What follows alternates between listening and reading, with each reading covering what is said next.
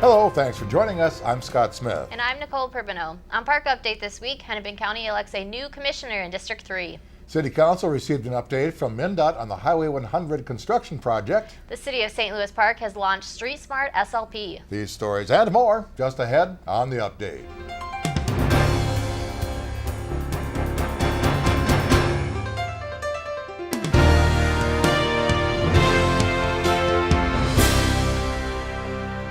The Hennepin County Board has a new commissioner for District 3, which represents all of St. Louis Park and southwest Minneapolis. Former state legislator Marion Green defeated St. Louis Park Council member Ann Mavity in the May 13th special election for the vacant seat. Gail Dorfman had resigned from the Hennepin County Board earlier this year, forcing the special election. Mavity will continue on the St. Louis Park City Council. The City of St. Louis Park has launched Street Smart SLP, a crosswalk safety campaign, which will include an educational campaign, experimentation with additional engineering tools, and increased enforcement of crosswalk laws by the St. Louis Park Police Department. Cameras will be used to gather traffic and behavior patterns of pedestrians and vehicles. Electronic signage will be placed along the roads, and if needed, additional enforcement by the police department will occur. The city is hoping to then evaluate information gathered over the summer and assess if any of the locations would benefit from additional pedestrian vehicle engineering enhancement in the future. To learn more about Street Smart SLP, visit the city website, stlouispark.org. The City of St. Louis Park will be holding a public hearing on the physical design components of the preliminary design plans for the Southwest Light Rail Transit Green Line Extension Project on Monday, May 19th at 7:30 p.m. in City Hall Council Chambers. Prior to the public hearing, an open house will be held at City Hall beginning at 6 p.m. All interested persons are encouraged to attend the public hearing and offer comments. We need your help to develop new zoning code for the 3 light rail transit station areas.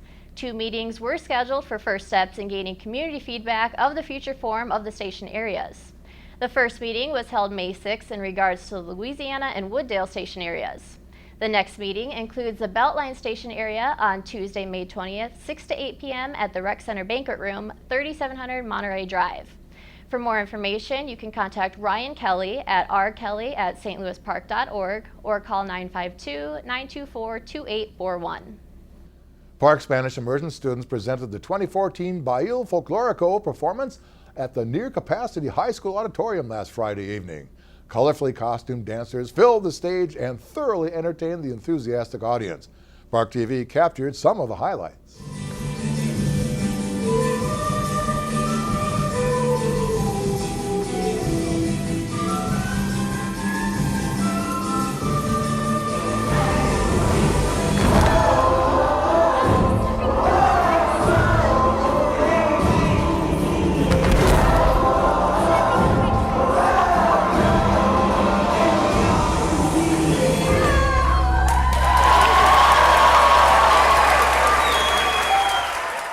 The full program is available to view on demand at parktv.org.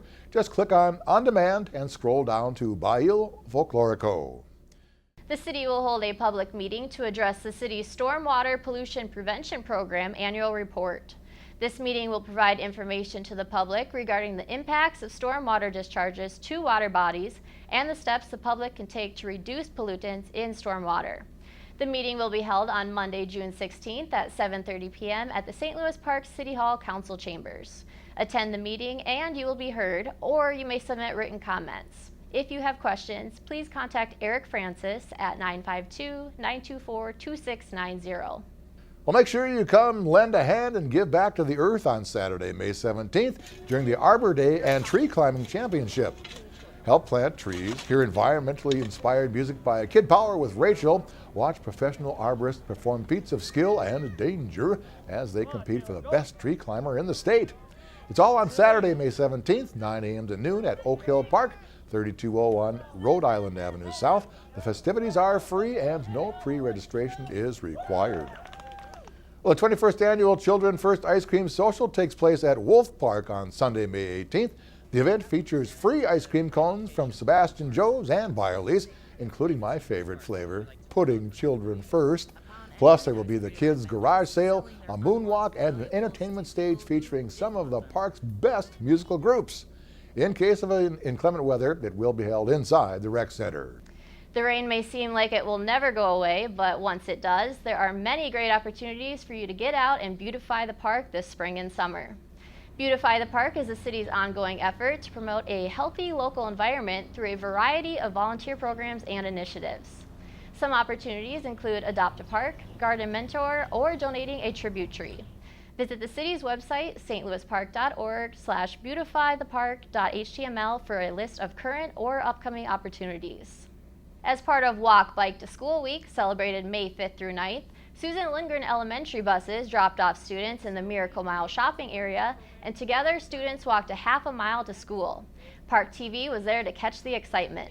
Hi, my name is Susan Erickson, and I am a volunteer at Susan Lindgren Elementary School, and I'm running the Safe Routes to School program.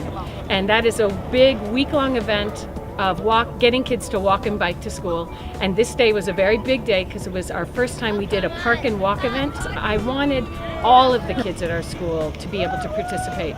And so we created this wonderful program where we got all the regular education school buses to stop at Hoy Guards at Miracle Mile, and we had over 50 volunteers in safety vests and safety flags, and so all the kids got off the buses with permission slips, and they walked with our parent volunteers to school down Wooddale and then down 31st, and there were crossing guards all along the way to make sure that they were not only having a great time and a healthy time, but were really safe. Wooddale Avenue will remain closed to through traffic from Excelsior Boulevard to Princeton 42nd and a half Street until approximately the end of May. The posted detour will direct traffic to Quentin Avenue, Princeton Avenue from Excelsior Boulevard to 42nd and a half Street.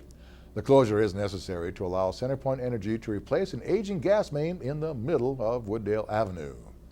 Up next, Nicole has events for the young and young at heart on Generations.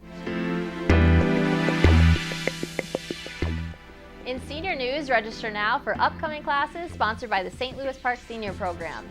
China's Foreign Policy will be held Tuesday, May 27th, 2 to 3:30 p.m.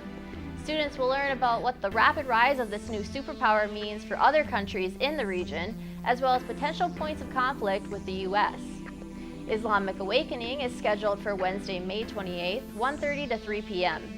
Participants will look at how the aftermath of the Arab Spring has resulted in unforeseen changes in the political landscape in many countries, especially the role of Islam in democracy. Cost for each class is $5 for non-members and $2 for members. The registration deadline is May 23rd. For more information and to register, call 952-928-6444. Up next, Scott has a City Council update. City Council received an update from MnDOT on the Highway 100 construction project. The reconstruction project, widening Highway 100 to 3 lanes in each direction, will start in earnest this August.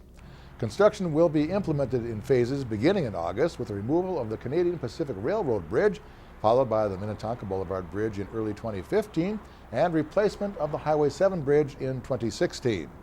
Be prepared for detours, road closures, and traffic slowdowns during construction. The project is scheduled for completion in early October of 2016, and you can keep up to date on construction at MnDOT.gov. Now, here's Misty Lewis with the sports break.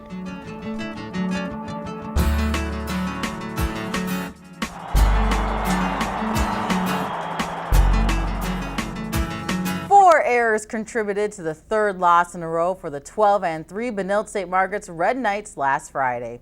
The Irondale Knights, who are at an even 500 with a 6-6 record, were in town and hitting on all cylinders, defeating BSM by a score of 8-2. Chris O'Connor and Dennis Lynch are on hand to call the game for Park TV 16. No score yet, 2 outs, 1-2 count. Red Knights trying to wiggle out of a little jam here. There you go. I think we got it. Nope. Look at the throw. Is it? See, they caught him off guard. You got to pay attention when you got a runner on third. He's been batting in the third position most of the season for the Red Knights. Got shot to center field. And that was well hit. That is deep. All right. That's an HR, boys. That's out of here. Dennis, we have just seen the young man go yard for the second time this year. Deep center field. Aren't you glad you worked on his swing before the game, Chris? I had a quick talk with him, and I said, just put the ball in play. But the lady might be singing. Oh my. Great play by the third baseman, but I don't think he can recover. And Great Stetzer mitt by easily third beat baseman. that out. The big man has some moves. Sam Lynch scores. A ribby for Keaton. So Keaton is He's had a nice 3 night. for 4 with a 3 for 3 with a walk. So tough night for the Red Knights. We'll look forward to seeing you again here next week. We'll pray for some good weather next week, Dennis, and be broadcasting the St. Louis Park game. BSM headed to Spring Lake Park the following Monday. The sports ticker below will give you the latest scores. Meanwhile, the Orioles were in action at Robbinsdale Cooper last Friday afternoon. St. Louis Park also contributing an abundance of errors, but squeaking out a victory in the high-scoring game, 13-11 over the Hawks. The Orioles were 8-2 in the North Suburban Conference, just one game off the pace of first place Totino Grace. The struggling softball Orioles have managed to score just 5 runs in their last 4 games, while their opponents have racked up 48 runs. In the last outing against Spring Lake Park on May 7th, the Orioles were sent packing with a lopsided 17-1 loss to the Panthers. The usually high-scoring Red Knights know how the Orioles felt the following Monday when Irondale came to town and mowed down BSM 20-2. Benilde St. Margaret's had soundly beaten the Knights on the road 11-3 less than a week ago. Go figure. That's your Park Update Sports Break. I'm Misty Lewis. The Rec Minute is up next. Hi, I'm Lisa Abernathy with your Rec Minute. St. Louis Park is committed to promoting and integrating arts and culture and aesthetics in all city initiatives. One way of doing that is our Arts and Culture Grant Program. This program is a partnership between the city, Friends of the Arts, and the Community Foundation to provide funding support for local artist efforts within the community of St. Louis Park. Applications for 2015 projects will be made available on the city website starting on May 30th. Check out the website for more information and a list of past recipients.